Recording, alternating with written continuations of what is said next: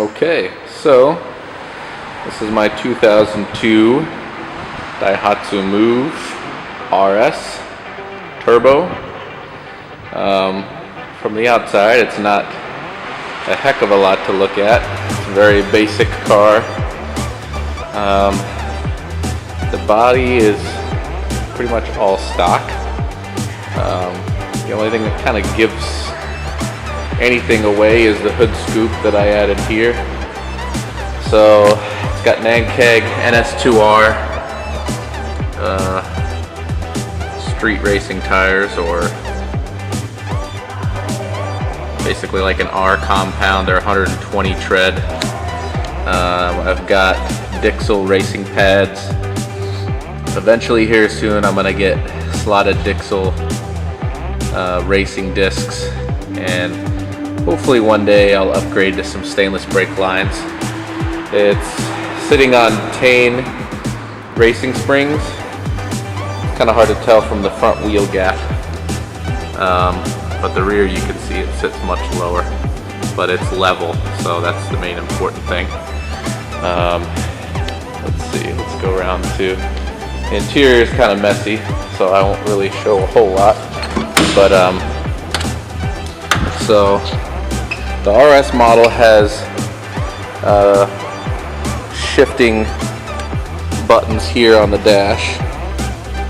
Let's see if I can focus this in a little bit better. There we go. Okay, so that, it's got an 8,500 RPM red line.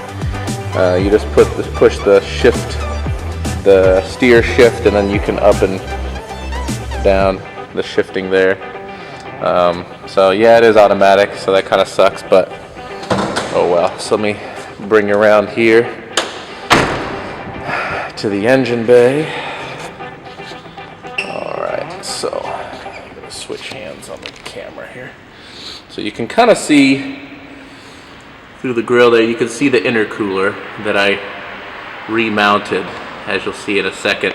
This scoop is actually from a Paso, I think it's called. Yeah. Anyways.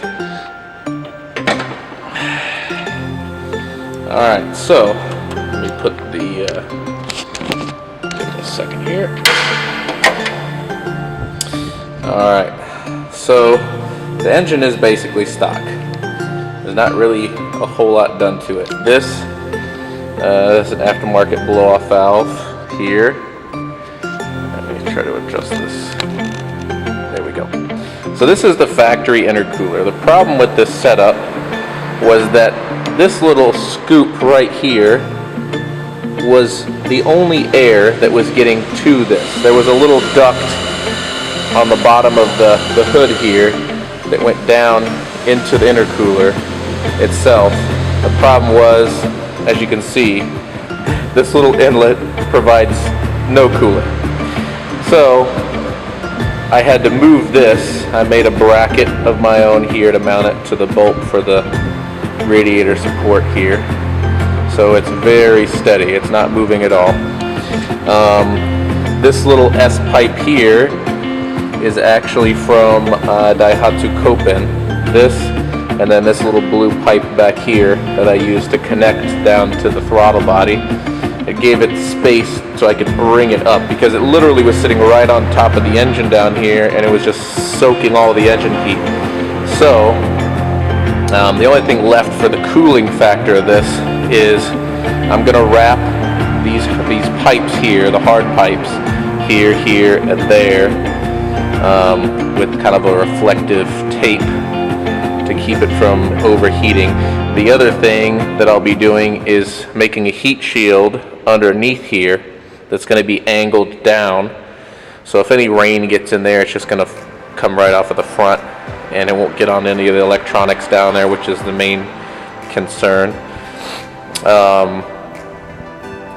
So this, oh, the other thing is on the hood here, I left a little bit of a lip from where I cut it, so I can put some little L-shaped brackets and screw them to here, and then I'm going to put a little piece of probably ABS plastic sheeting to get from the top of the scoop and angle it down so it'll angle down straight onto the intercooler. And then also on the sides here, I'll make some that will angle down, so all the air will be directed straight onto only the intercooler. The heat shield underneath is going to help out tremendously with keeping the heat off of this. Like right now, it's pretty heat soaked, so that is a problem.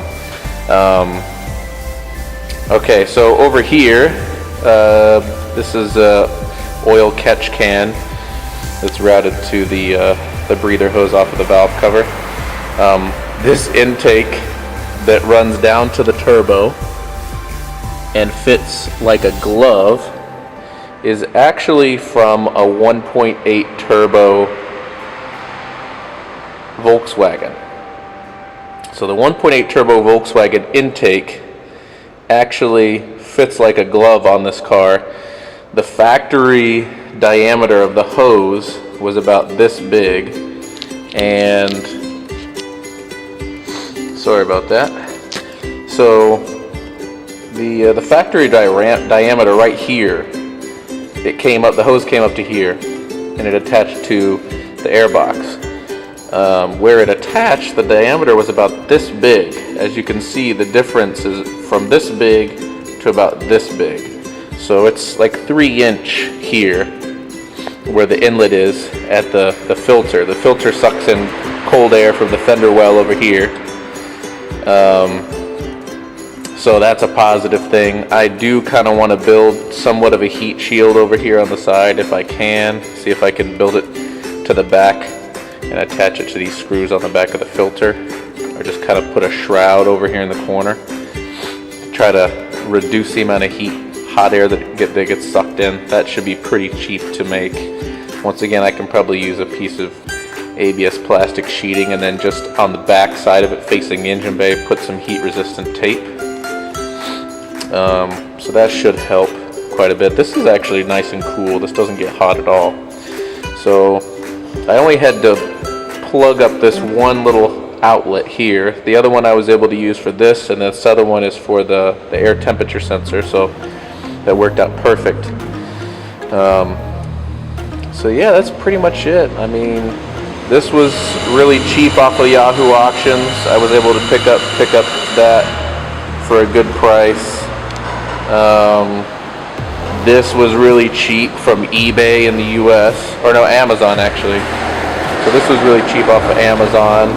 This was like 20 bucks from Up Garage, and I just had to get this cheap hosing and these fittings from the local home store. So all that stuff was, all these upgrades have been very, very inexpensive. This hose was like 20 bucks for the 2 pieces for the Daihatsu Copen. This was like 20 bucks, brand new. I mean, it's a no-name brand blow-off valve, but it works. So hey, this is the cheap way to modify a K car, and you know, I'm trying to make it look halfway decent. I mean, I got this intercooler to level and to fit perfectly squared underneath the scoop, and you know, the hood scoop itself that I mounted on is paint matched to the car. It's a little bit darker than the hood just because this is sun faded. This is brand new paint, so of course it's a little bit off, but I'm expecting this after a while will get as sun faded as the rest of it and should look alright.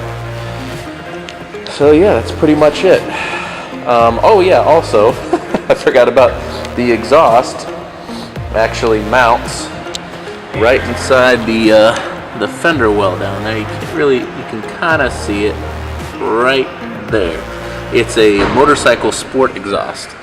So you'll hear when I crank this thing up, it actually has a decent rumble to it. That's the silencer for it laying there on the ground. So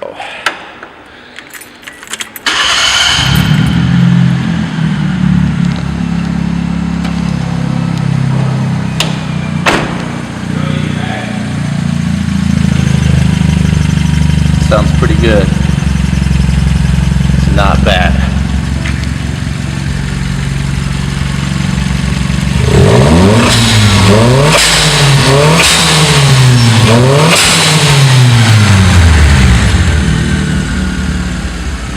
Not bad for a 660cc K car. Probably with the intake, the only other thing I really want to do is better cooling upgrades. I do want to put a electronic boost controller on it, and that'll change eventually, just because the factory boost controller on it has kind of a flutter system that when you are boosting max boost on this, it opens and closes the wastegate actuator like a fluttering, so it won't allow you to go over the max boost, which is not really good because it kind of creates a back pressure against the turbo, which is not good. Which you know, adding this onto here is kind of helping. The factory blow-off valve, just while boosting, was already letting air out while it was boosting. So I was losing power there, and I'm losing power there. So the fuel cut for this is around a bar. So I want to put it around 0.8 to 0.9. I think the factory boost is 0.5 or 0.6, I believe, on these at 64 horsepower. So if I bump it up to 0.8 to 0.9, I might be able to get about 80, 85 horsepower out of it. I'm hoping to get close to that. Like, once I get the cooling duct work for the intercooler, and also the heat shield should reduce the air intake temperatures. The biggest problem was when I was going uphill after, like, I don't know, 5 minutes of going up in the mountains, I was mashing the gas and I had zero power because this was like super hot. So my intake air temperature was like skyrocketing because this was sitting much lower right on top of the valve cover, just soaking up the heat. So all these cooling upgrades are going to help it out a lot. The other thing is, because the turbo sits so far forward on the engine, the radiator is only from here to here. It's pretty tall, but I do want to change the thermostat, go with a slightly lower temperature thermostat, change it to a higher pressure cap. I want to get the Motul, I believe it's called B-Cool or Cool It, something like that. It's an additive that'll drop the coolant temperatures by 30 degrees or 15 Celsius, around there. So that should help out. The other good thing is, in the bottom of the radiator, the transmission fluid goes into the bottom and helps it cool that way, because it doesn't have an actual transmission cooler, but it does cool in the radiator. So that is a good positive thing. If I can get the radiator to cool more efficiently, that should help out. And I want to upgrade, obviously, the brake fluid to a DOT 4 or a DOT 5 racing fluid, so I don't have a ridiculously low boiling point. Just coming down the Toyo Tire Turnpike, when I got to the bottom, I didn't have a mushy pedal, but when I got to the bottom, I could definitely smell my brakes on fire. So yeah, definitely needs that. Needs the better discs as well. Some Dixel race discs, just slotted, will help out a lot with cooling. I also removed the heat shield, or the dust shield backing behind the brake discs, so that should help out as well with brake cooling, so it can dissipate heat a little bit better.